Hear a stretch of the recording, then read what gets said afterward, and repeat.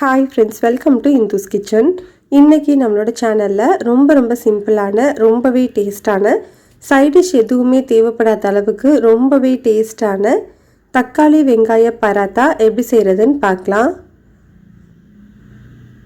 இதை செய்கிறதுக்கு ஃபர்ஸ்ட் ஒரு பேனில் 2 டேபிள் ஸ்பூன் அளவு எண்ணெய் சேர்த்து சூடுபடுத்திக்கலாம். எண்ணெய் சூடானதுக்கப்புறமா 1/2 டீஸ்பூன் சீரகம் சேர்த்து தாளிச்சுக்கோங்க. சீரகம் நல்லா பொரிஞ்சதுக்கப்புறமா இதில் ஒரு பெரிய வெங்காயத்தை சின்னதாக கட் பண்ணிவிட்டு சேர்த்துக்கலாம். மெஷரிங் கப்லன்னு பார்த்தீங்கன்னா 1 கப்புக்கும் கொஞ்சம் குறைவாக இருக்குது. இது கூட 1/2 டீஸ்பூன் இஞ்சி பூண்டு பேஸ்ட் சேர்த்துக்கலாம். இந்த வெங்காயத்தை 2லேருந்து 3 நிமிஷத்துக்கு நல்லா வதக்கி விட்டுக்கோங்க. வெங்காயம் ஓரளவு வதங்கி இஞ்சி பூண்டோட பச்சை வாசனை சுத்தமாக போகணும். இப்போ நம்மளுக்கு இஞ்சி பூண்டோட பச்சை வாசனை எல்லாமே போயிடுச்சு. இது கூட ஒரு பச்சை மிளகாயை சின்னதாக கட் பண்ணிவிட்டு சேர்த்துக்கலாம். கூடவே 2 மீடியம் சைஸ் தக்காளியை சின்னதாக கட் பண்ணிவிட்டு சேர்த்துக்கோங்க. தக்காளி சீக்கிரமாக வதங்குறதுக்காக 1/2 டீஸ்பூன் அளவு மட்டும் உப்பு சேர்த்துக்கிறேன். இப்போ இந்த தக்காளி நல்லா மசிகிற வரைக்கும் வதக்கி விட்டுக்கோங்க.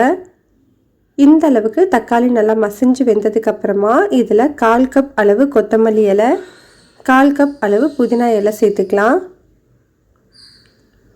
இதை இப்போது ஒரு நிமிஷத்துக்கு மட்டும் வதக்கி விட்டுக்கோங்க. கொத்தமல்லியும் புதினாவும் வதங்கினதுக்கு அப்புறமா இதில் 1/8 டீஸ்பூன் அளவு மஞ்சள் தூள், 1/2 டீஸ்பூன் அளவு தனி மிளகாய் தூள், 1/4 டீஸ்பூன் அளவு கரம் மசாலா தூள் சேர்த்துக்கலாம். தூளோட பச்சை வாசனை போகிற வரைக்கும் நல்லா வதக்கி விட்டுக்கோங்க. இப்போ நமக்கு தூளோட பச்சை வாசனை போயிடுச்சு. இப்போ நம்ம ஸ்டவ் ஆஃப் பண்ணிவிட்டு இதை ஒரு பவுலுக்கு மாற்றிக்கலாம். நம்ம மசாலாவை பவுலில் மாற்றி வச்சுருக்கோம். இது கூட 1/2 கப் அளவு கோதுமை மாவு சேர்த்துக்கோங்க. மெஷரிங் கப்பில் 1/2 கப் அளவு எடுத்திருக்கேன். இதை இப்போது நல்லா மிக்ஸ் பண்ணி விட்டுக்கோங்க. அந்த மசாலாவோட இந்த மாவு நல்லா மிக்ஸ் ஆகணும்.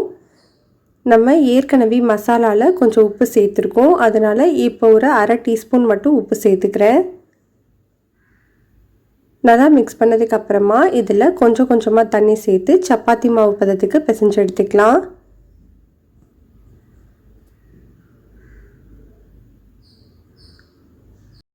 இப்போ நம்ம பிசைஞ்சாச்சு. பாருங்கள், இவ்வளோ சாஃப்டாக இருக்கணும் மாவு. இதை ஒரு மூடி போட்டுட்டு 1/2 மணி நேரம் ஊற வச்சுக்க போகிறோம். அதுக்கு முன்னாடி ஒரு 1/2 டீஸ்பூன் மட்டும் எண்ணெய் சேர்த்து மேலே எல்லாமே தடவி விட்டுக்கோங்க. இப்படி பண்ணும்போது நம்மளுக்கு மாவு காயாமல் இருக்கும். இது 1/2 மணி நேரம் அப்படியே ஊறட்டும். 1/2 மணி நேரத்துக்கு அப்புறமா மாவு நல்லாவே சாஃப்டாக இருக்குது.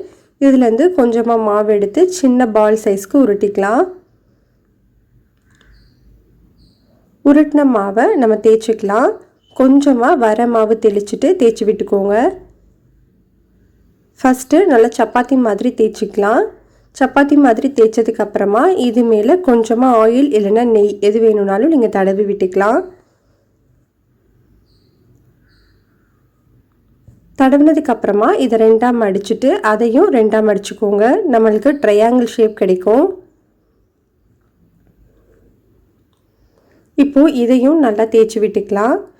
நீங்கள் சப்பாத்தி மாதிரி ரவுண்டாகவே கூட போட்டுக்கலாம். அப்படி இல்லைன்னா இந்த மாதிரி பராத்தா மாதிரியும் நீங்கள் செஞ்சுக்கலாம். ரொம்ப அழுத்தம் கொடுக்காம ஈவனாக எல்லா சைடுமே தேய்ச்சி விட்டுக்கோங்க.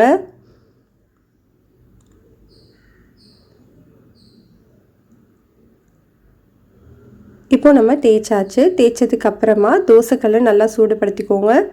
சப்பாத்தி போடும்போது தோசைக்கல் நல்லா சூடாக இருக்கணும்.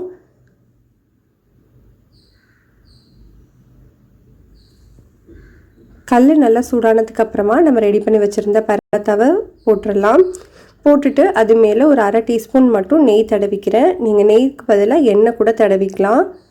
ஒரு 3 நிமிஷம் வெந்ததுக்கப்புறமா இன்னொரு சைடு திருப்பிட்டு இந்த சைடு கொஞ்சமாக நெய் தடவி விட்டுக்கலாம். இது ஒரு 2 நிமிஷம் வெந்தால் போதும். அவ்வளோதான். இந்த சப்பாத்திக்கு நம்மளுக்கு சைட் டிஷ் எதுவுமே தேவைப்படாது. ரொம்ப சூப்பராகவும் சாஃப்டாகவும் இருக்கும். கண்டிப்பாக இதை நீங்கள் ட்ரை பண்ணி பாருங்கள். இந்த ரெசிபி உங்களுக்கு பிடிச்சிருந்ததுன்னா லைக் பண்ணுங்கள், ஷேர் பண்ணுங்கள், கமெண்ட் பண்ணுங்கள். மறக்காமல் நம்ம சேனலை சப்ஸ்கிரைப் பண்ணிக்கோங்க. கூடவே பெல் ஐக்கானையும் கிளிக் பண்ணிவிட்டு ஆளுங்கிற ஆப்ஷனையும் கிளிக் பண்ணி வச்சுக்கோங்க.